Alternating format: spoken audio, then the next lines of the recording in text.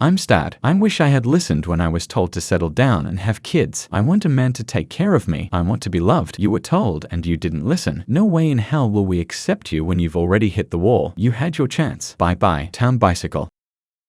It comes in waves. Most of the time, I'm okay. And then it comes and hits me like nobody's business. And honestly, I've been feeling like this a lot lately. It's love. I'm tired. I'm tired of doing it myself. I'm tired of being alone. I want to share my life with someone. I am just freaking tired. I want to be in love. I want to share my life with someone. I want to feel the joys. I want to have my hands held. I want to be held. I want to kiss. I want to support. I want my person. Why is it so hard to find your person? You know, it's really hard when love is the one thing you can't force, you can't make happen. Where is it? Where is it? I'm so ready, and I have a beautiful life waiting for the perfect man to show up. But where is he? I'm 53. Damn! And I just can't believe that I'm sitting here, and it has been several years. I think it was over a year that I had a date, and then it's been several years since then. Where are all the good men that are ready and want to build a beautiful life together? Where are you? Oh, no, thank you, Grandma. I'm fine. Thank you, though. I'm sitting here with just this horrible realization.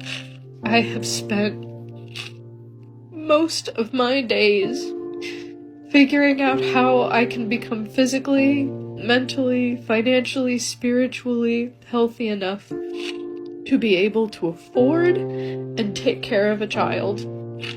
And not only have I taken that time, but I've done the math, and it does not work out. I am not young enough, or fertile enough, or financially stable enough to even do another round of IVF. And at 36, like, I'm sorry, like, you're gonna say, like, you have time. Like, I don't. Because I can't spend another minute of my life trying to make something work when I'm just fighting upstream. I don't have a support system. I don't have the money. I don't have the resources or the community. And it just kills me. It kills me that I had embryos with my ex-husband that were viable. And they're just gone now. And my future with those children and my life as a mother is just, it's gone. And it's not just that it's gone, it's the fact that it was decided for me by so many other people and factors. And that's what kills me, because it was not my choice. And I'm angry. And I'm heartbroken.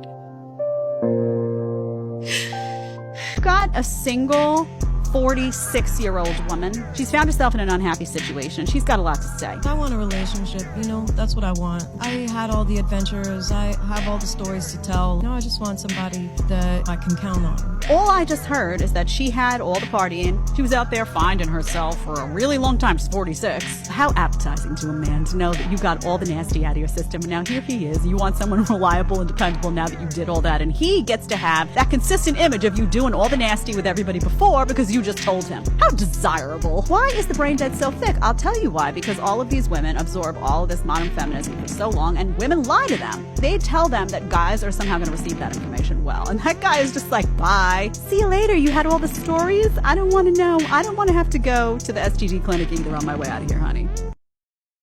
Modern day women don't give a hoot about data, facts, or research. Apparently, they're just a bunch of ranting loonies who believe that men only want to date younger women and blabber about their loneliness when they're single.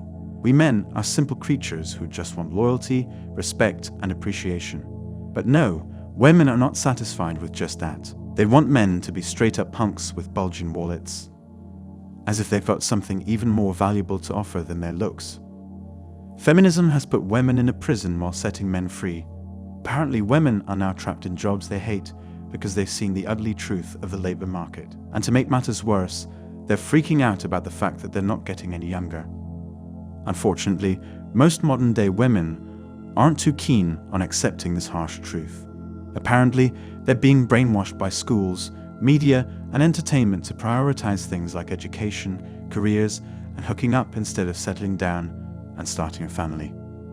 You see, when these women talk about having a partner, they're not talking about anything serious. It's all just casual fun and games. But don't worry, they'll eventually want to settle down and start a family, or will they? In today's video, we'll explore the sad and bitter world of these cast-aside women.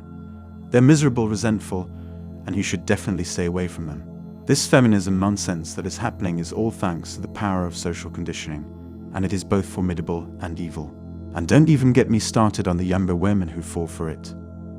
They'll defend their beliefs to the bitter end, even if they're being brainwashed by corporations, universities, and powerful people who don't give a hoot about women's happiness. Single middle-aged women who work are the unhappiest people in society, even if they're making bank with a six-figure salary.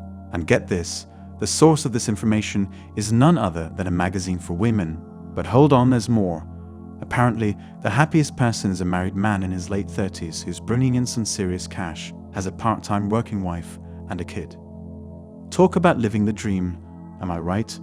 Although, let's be real, maybe this article is only talking about couples, but the fact that leftover women are being confirmed in a magazine for women says a lot about how society views them. Women these days are more unhappy than ever before, and it's all because of this push for freedom. Apparently, women are now free to speak up about the sexual revolution, casual hookups, and the need to end the stigma around being a little promiscuous. But wait, there's a catch. These MGTOW men won't date or have anything to do with women like that. It's also confusing, but apparently even economists are scratching their heads over this one. They've called it the paradox of declining female happiness. And get this, women's satisfaction apparently took a nosedive back in the 70s. These women have no idea what they're yammering about with their catchphrases like men are oppressors. And women don't need no man. Apparently, women who prioritize their careers over marriage and academia are terrible potential partners. They've been sold this idea that if they work hard in their 20s, they'll be rewarded with a successful career, a bunch of men who want to get with them, and a happy long-term relationship by the time they hit their mid-30s. Sounds like a fairy tale to me. In the end, it all just seems like a bunch of annoying cliches and unrealistic expectations. These leftover women say that being single helps them save money and discover themselves, but I disagree. By the time these single ladies hit their mid-30s and early 40s, they've got a whole heap of emotional baggage and are barely scraping by financially. Talk about a recipe for disaster. And get this, without a reliable man in their lives, these women supposedly turn to alcohol, cigarettes, and antidepressants to deal with their feelings of loneliness. A woman can be brainwashed by her society, the mysterious matrix, or other important people in her life. Even her own family's beliefs can play a huge role in shaping who she becomes.